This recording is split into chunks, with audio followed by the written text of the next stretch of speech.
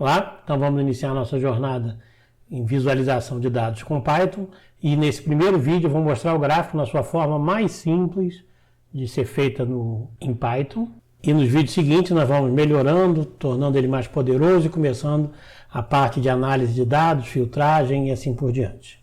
Então para isso eu preciso primeiro introduzir um conceito de Python que é o de listas. O objetivo desse mini curso é tratar de fazer gráficos com Python, não ensinar a linguagem. Então eu vou falar sobre ela à medida que os conceitos, a partir do momento que essas necessidades forem aparecendo, os conceitos serão então aqui discutidos. Então para começar o nosso gráfico, nós vamos lá para o Google Colab.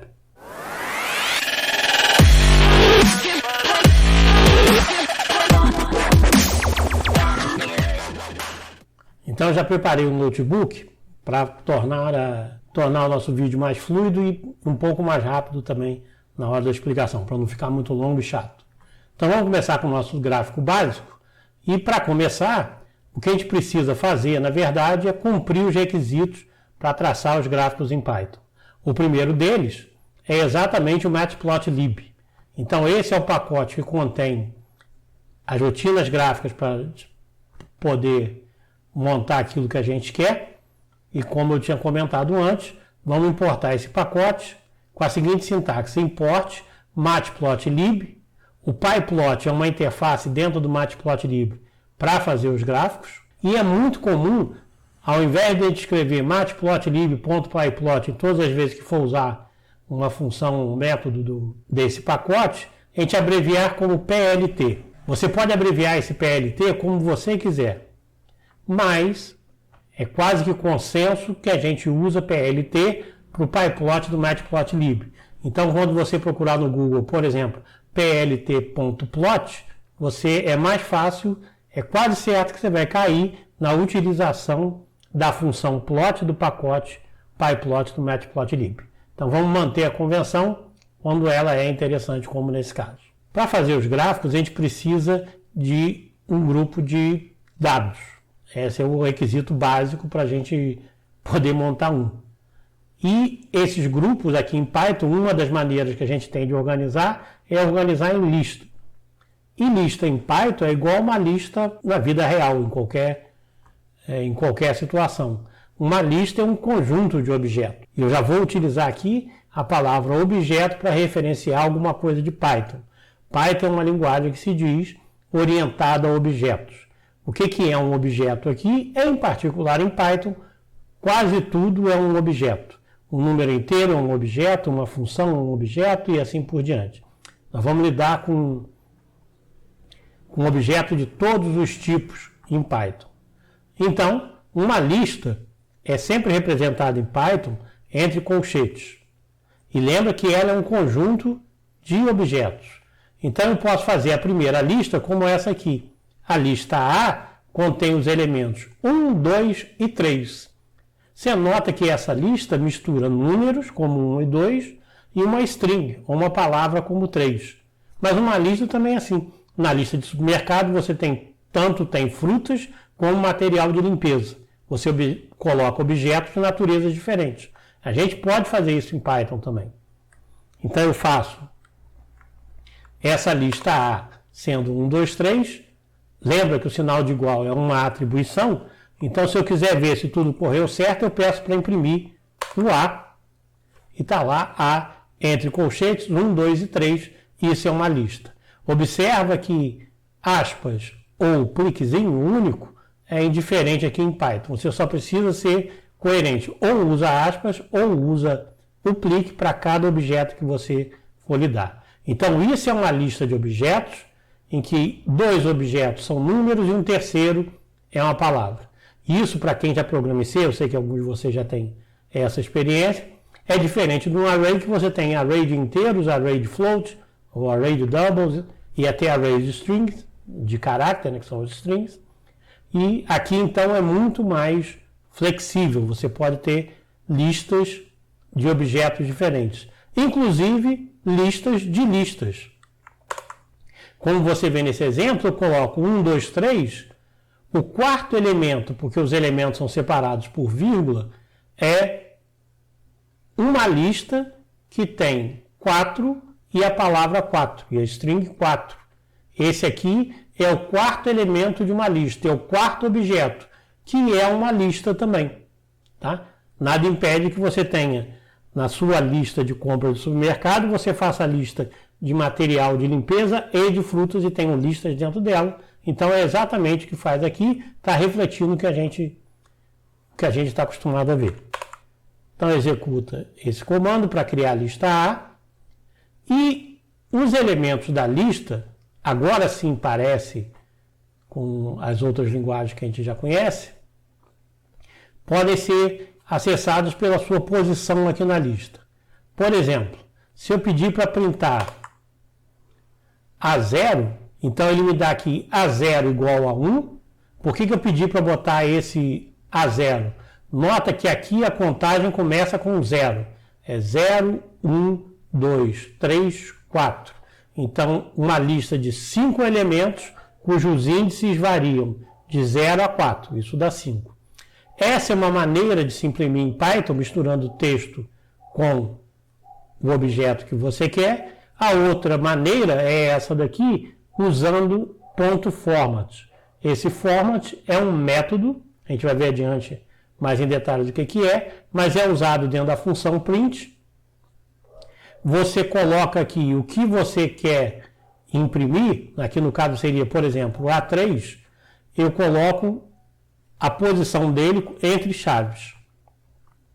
Se eu quisesse, por exemplo, imprimir o A0 e o A3, quero imprimir 2 valores, então eu tenho que ter 2 pares de chaves. O A0 é esse e o A3 vai ser esse. Aqui. Vamos rodar. A0 igual a 1, como era de se esperar, e o A3 é igual à lista 4. Essa é a ideia do objeto que torna o Python tão interessante. Você nota que eu tenho uma maneira de imprimir alguma coisa, tá? E essa maneira serve tanto para números, como é o caso do A0, como serve para listas, que é o caso do A3.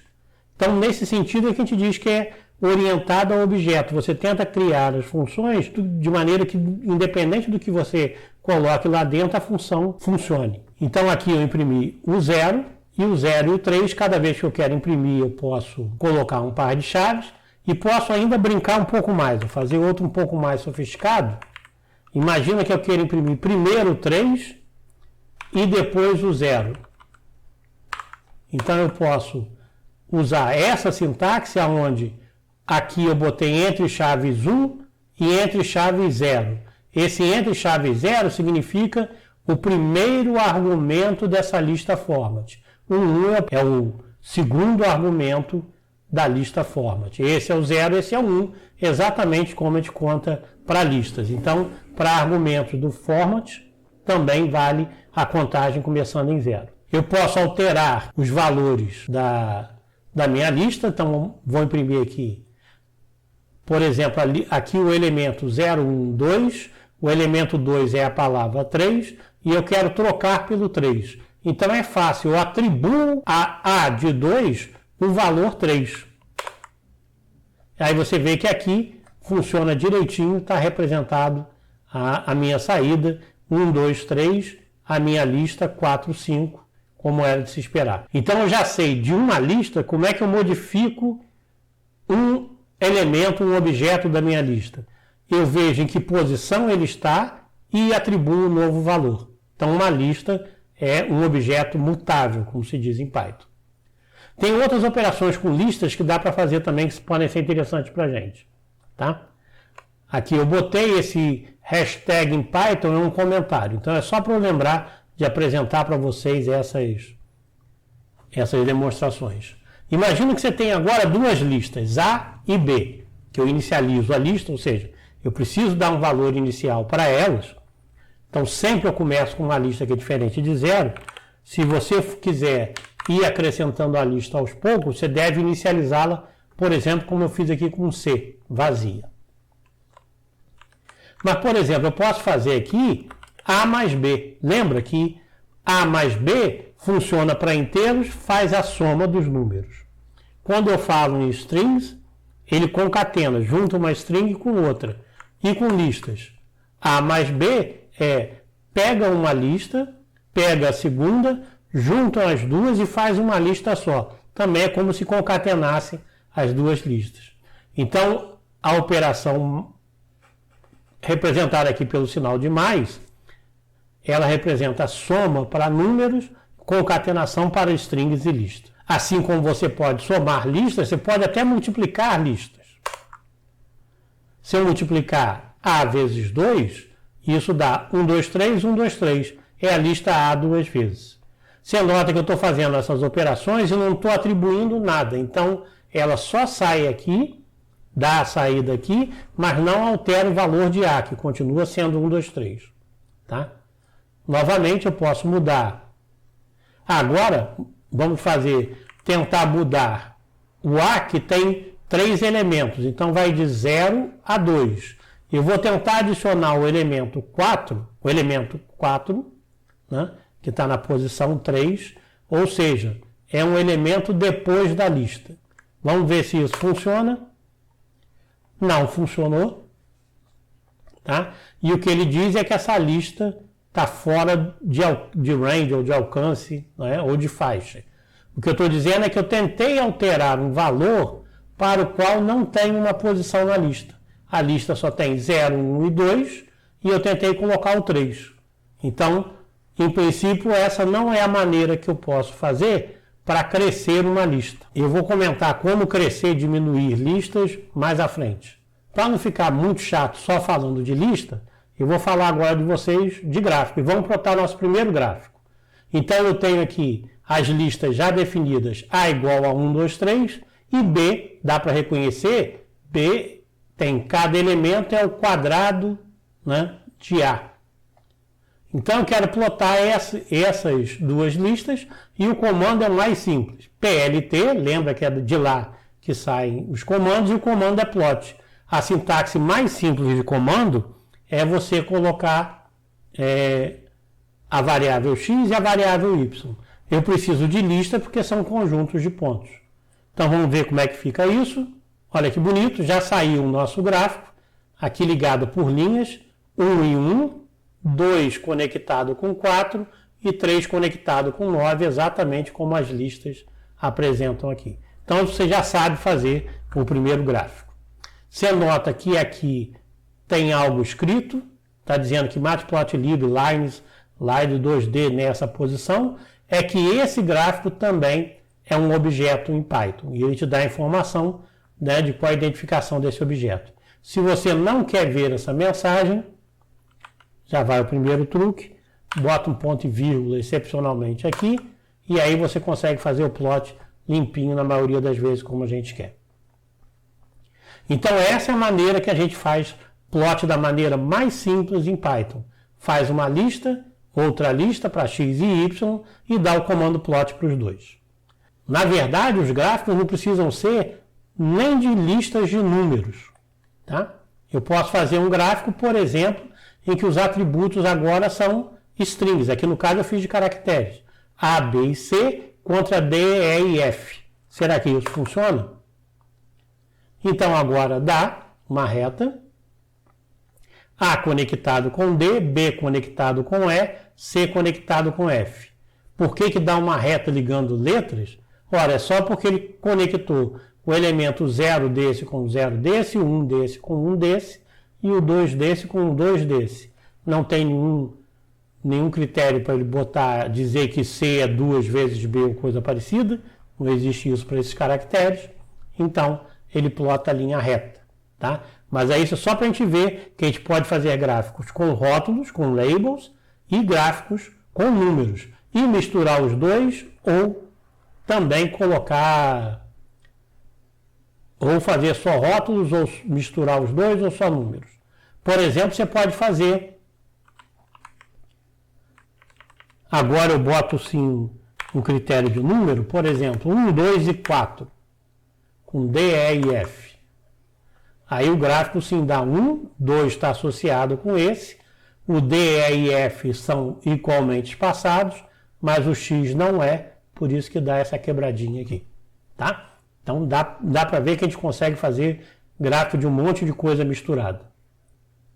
Agora a gente vai voltar a listas para ver algumas propriedades de lista que podem nos ajudar a fazer gráficos. Por exemplo, então eu tenho a lista A, vamos relembrar aqui qual é, A igual a 1, 2, 3. Se você pegar um elemento negativo, A menos 1, o que ele retorna? Retorna o 3, que é o último elemento. Então a contagem dos índices é de 0 até n menos 1 para uma lista de n, e se você fizer menos 1, menos 2, menos 3, por exemplo, A1, A menos 2, isso é o 2, e A menos 3 dá o primeiro elemento da lista, 1. Da mesma maneira que para positivos, se você tentar o A menos 4, está fora de alcance, está fora de faixa, porque eu só tenho 3 elementos. Então dá para contar a lista do menor índice para o maior, quanto do maior para o menor. Isso pode ajudar a gente. Vamos agora acrescentar elementos à lista. Você pode fazer, por exemplo, usando o método append. O método append você pega a lista A, exatamente essa que eu tenho aqui, e com ponto append, ponto alguma função significa um método de A, eu apendo 7.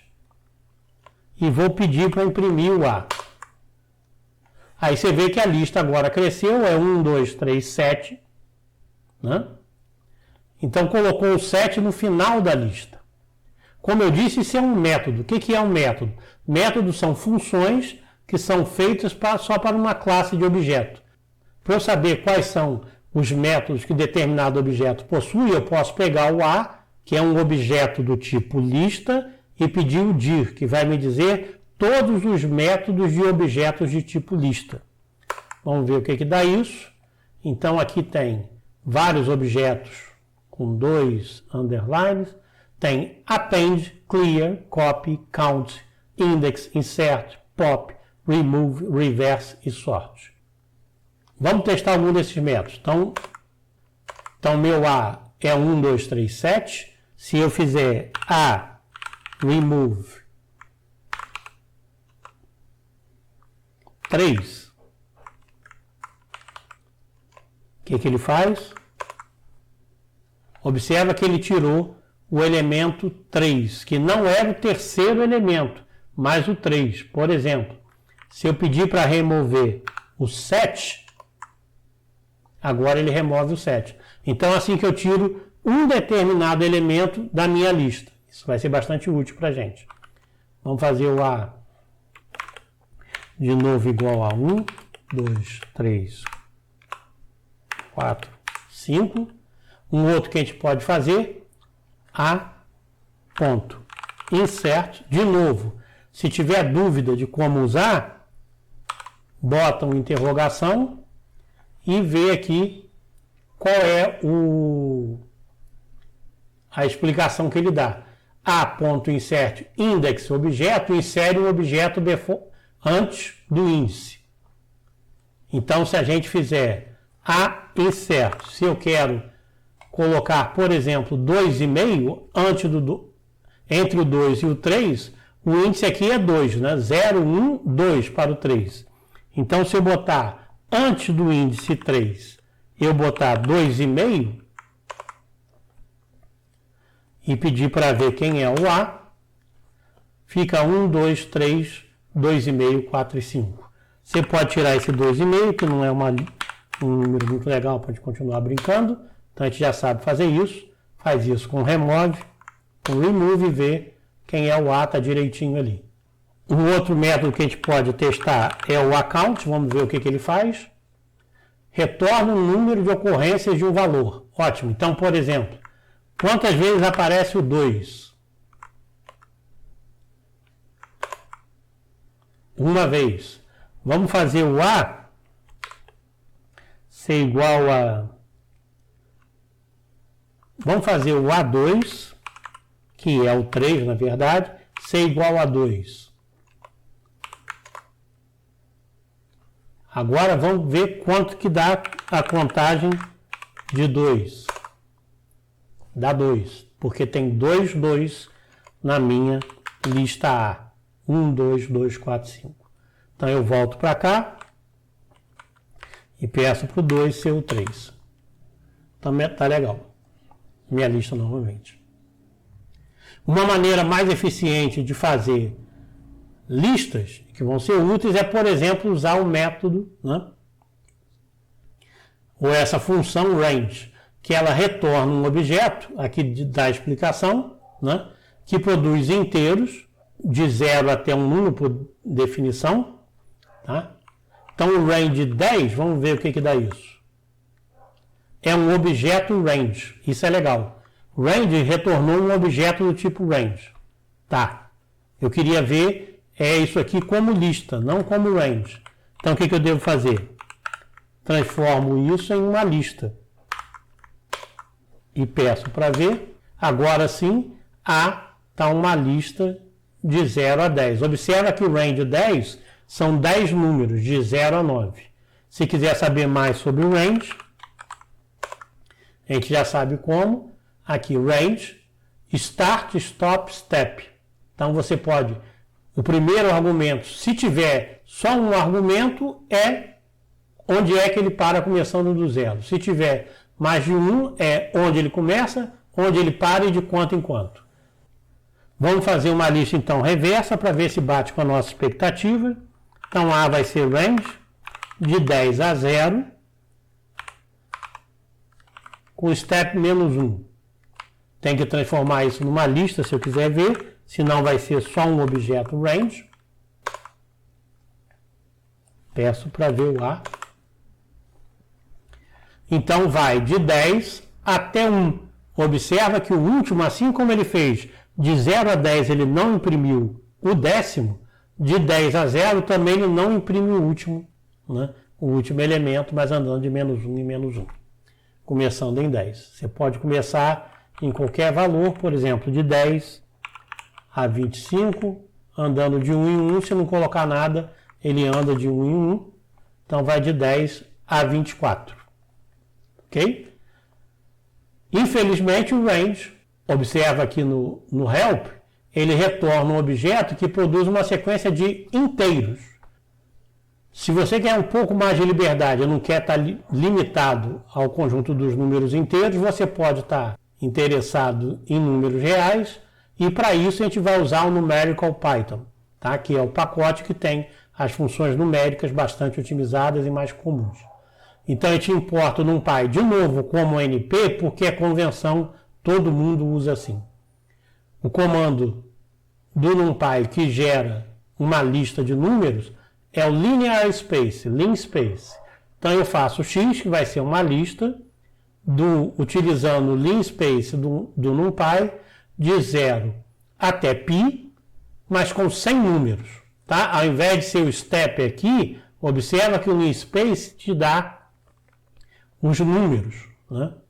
Se eu rodar isso aqui, então, de novo, não me mostra nada. Se eu pedir para ver o x, está aqui, é um tipo array, quer dizer, um conjunto, em que os números variam de 0 até π, e aqui tem 100 números. Pode contar, dá 5, e aqui tem 20 linhas.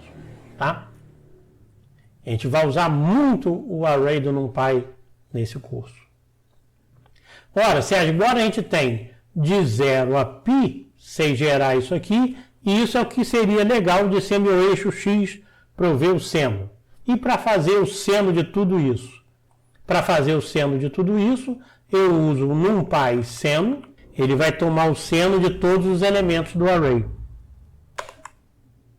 Então tá aí a função seno, bonitinha, é um pouco mais complicada do que a outra que a gente fez, que era só um conjunto de dados, mas no próximo vídeo a gente vai ver como fazer esse gráfico, fazer gráfico de funções mais elaboradas que o seno, mas já dá para brincar bastante, porque afinal você já conhece o comando dir, você pode dar o dir do NumPy, que aqui é referido como NP,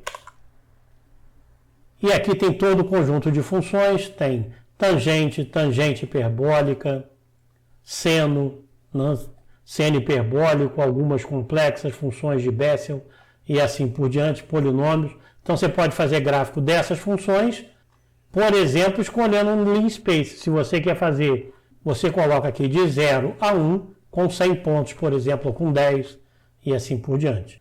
Então, tem bastante coisa que dá para brincar. Até o próximo vídeo, onde a gente vai fazer os gráficos de funções um pouco mais elaborados e também melhorar a cara do gráfico. Então, vejo vocês lá. Até lá.